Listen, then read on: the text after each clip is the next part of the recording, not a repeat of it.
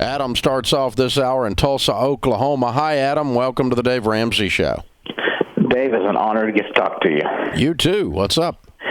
So my wife and I are 100% debt-free, and we are saving up for our celebratory car.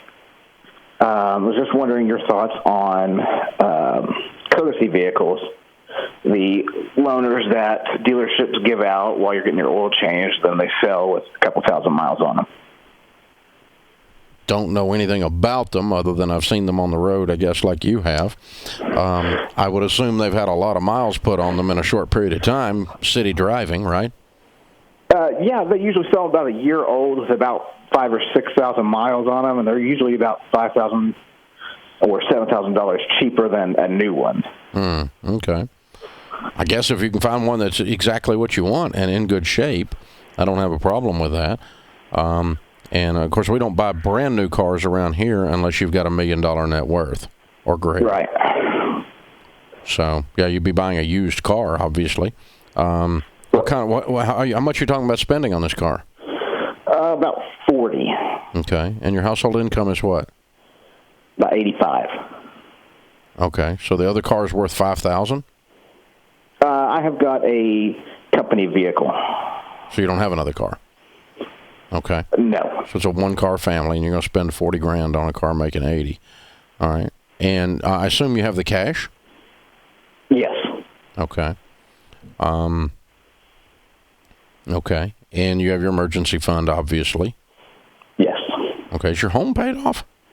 It is. Oh, okay. I misunderstood. I thought you said your baby step 4. Okay, cool. Nope. Yeah, I got no issue with this. Yeah, pay cash for it and whatever you want to do. I don't have any background or any knowledge on that particular method of buying a car. I mean, it's kind of like buying a demo, I guess, is in a sense what it is.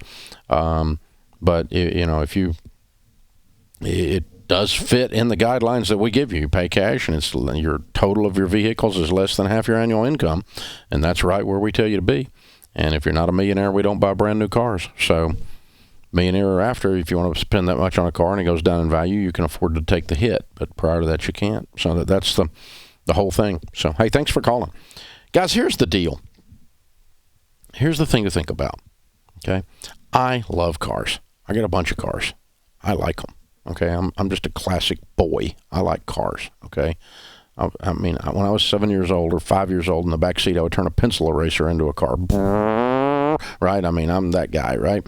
And so I'm with you. If you want a nice car, you like nice cars, a guy sent me a link, a buddy of mine sent me a link this morning, the new Mustang that's 750 horsepower.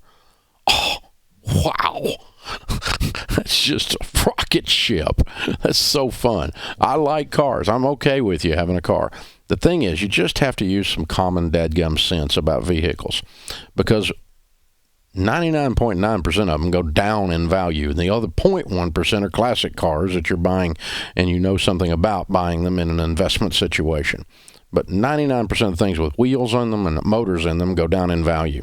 The typical new car will lose 60 to 70% of its value in the first 4 years. That's a $32,000 car that becomes worth about $10,000 in 4 years. So every 4 years, you're taking $22,000 and burning it with a cigarette lighter, flames, a bonfire. Gone. $22,000. If you're doing that and you don't make really a lot of money and you don't have any money, you are guaranteeing that you're not going to be wealthy. When you buy expensive things that go down in value, it's going to cause you to have trouble building wealth, or probably keep you from building wealth. And so, have you ever driven down through a neighborhood where the two cars sitting in front of the house are almost as expensive as the house? And the whole freaking street is that way? That means that the average person living on that street is 32 years old. That's what that means. And you go down through there, and these are people more concerned about what they drive, and they've, they got two fleece cars sitting there. They got, a dadgum bass boat in the driveway, and it was $32,000 too, and had to have a bigger motor. Those bass were outrunning me. And so you upgrade in that puppy. It's just, we all like our toys, but your toys are destroying your life. So it's okay for him. He's in a good place to buy a car. He's in a great place to buy a car. And so buy that car. There's no problem with that. But most people, you just have to stop and think. You can't turn $32,000 into $10,000 very often and have any money. You got to really make a lot of money to do that. You got to have a lot of money to do that. Now, if you've got some money because you've sacrificed, you can afford to take some of those hits if you want to spend it on a car. That's fine. And I do. I've got some nice cars, and they go down in value just like I'm talking about. But it's a very, very, very small percentage of my income and a very, very, very small percentage of my net worth that's going the wrong direction, down. And so as long as it's a small percentage, I can enjoy my boats and my cars and my truck and different things, right? They got motors in them. But otherwise, I mean, if you got a household income of $100,000 and you got $70,000 of rolling stock sitting in front of your house, you're just straight up mathematically an idiot. I mean, you're just stupid because it's killing you. These things go down in value like a rock. That's where Chevy got that, like a rock. And Ford's no better. It's found on the road depreciated. It's all going down in value. So don't spend your money, and for God's sakes, don't go into debt and put large portions of your financial situation, large portions of your income, large portions of your net worth in things that are going down in value, and then scratch your head and wonder why you're broke. That's why. The largest thing most people buy that goes down in value is a car. It's that simple. And the largest thing most people buy is a house. It goes up in value. The largest thing most people buy that goes down in value is a car.